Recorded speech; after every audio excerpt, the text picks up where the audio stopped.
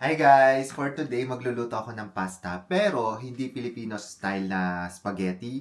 Ang lulutuin ko ay simple lang. Alam nyo guys, ako yung naka-assign ngayong magluto and medyo tinatamad ako kaya gusto ko yung mabilisan lang na luto. Kaya ang lulutuin ko ngayon ay yung pasta na merong cherry tomato. So, super bilis lang dito at super dali. So, simulan na natin. So, ayan guys, simulan na natin yung pagluluto. Ito is olive oil na nilagay ko dito. And kapag mainit na siya, una nating ilalagay ay itong mga bawang na chinap-chop ko. Ayan. Tapos itong part ng basil, nilalagay ko din siya for added flavor. Ayan. Tapos haluin lang natin siya hanggang sa maluto yung bawang. Ayan. Kapag medyo maluluto na, ilalagay naman natin itong chinap nating cherry tomatoes. Tapos halo lang ulit. Guys, so lutuin siguro natin to ng mga 5 minutes. Takloban muna natin. Ayan, habang niluluto natin yung kamatis, yung cherry tomatoes, pwede na tayong mag-start magluto nitong pasta. So, sa kumukulong tubig, ito. Ayan, lagay lang natin ng asin. Tapos lagay natin yung pasta natin.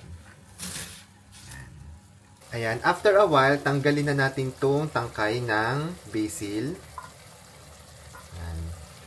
Tapos, lalagyan na natin siya ng actual na basil. Ito. Yan. So, isi-shred lang natin yan.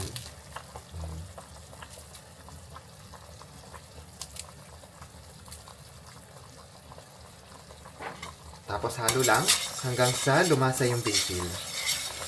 Bango. Ayan guys. Ito optional lang. Gusto ko siyang lagyan ng chili flakes parang pandagdag lang ng flavor. Pero optional to. Pwede nyo lagyan, pwede hindi. So, ako gusto kong lagyan. So, lagyan ko siya ng konti lang siguro. Ayan.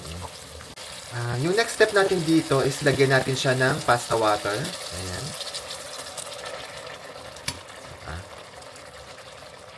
Tapos, pakuluan lang ulit natin yan. Guys, kapag luto na yung pasta natin, pwede na nating ilagay to. Dapat al dente yung pasta natin para mas masarap siya. Ayan. So, yan. Pag nandiyan yung pasta, halo-halo lang to hanggang sa kumapit yung sauce doon sa mismong pasta. Tapos, pwede nyo pala itong lagyan ng asin kapag medyo nakukulangan kayo sa alat. Pero ako kasi ginamit na natin yung pasta water na may asin na yon. Tapos lalagyan pa natin to ng cheese mamaya. Kaya hindi ko na siya nilagyan ng asin. Pero pwede nyo lagyan if gusto ninyo. Yan. So guys, maluluto na yung spaghetti natin. And yung last touch natin dito, ilalagyan ulit natin siya ng fresh basil. Ayan. Shred lang ulit natin yan. Tapos, lagyan din natin siya nitong parmigiano. Ayan na guys, luto na and magpe-plating na tayo. Ganito yung ginagawa ko kasi feeling ko mas masarap siya kapag piniplate natin. Ayan, tapos lagay natin dito sa... Ayan. So, ayan na guys, ang itsura ng spaghetti natin and lagyan pa natin siya ng parmesan sa ibabaw.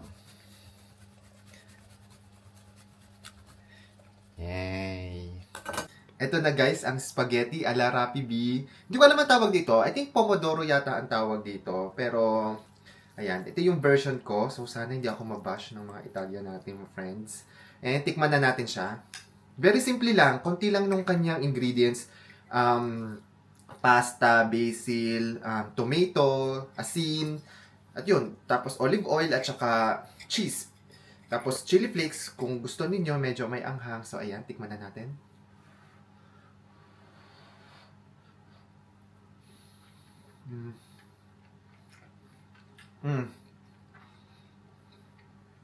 Ang sarap. Sarap. Walang eme.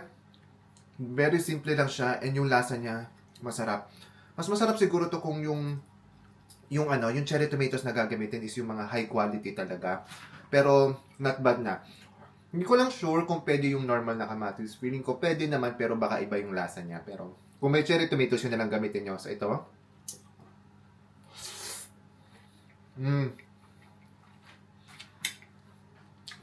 Sarap! And, important po na dapat al dente yung pasta natin para mas lalo siyang sumarap. Ayun po. Sana may natutunan kayo and yun. Gayahin niyo po to. Super sarap, super dali. Thank you!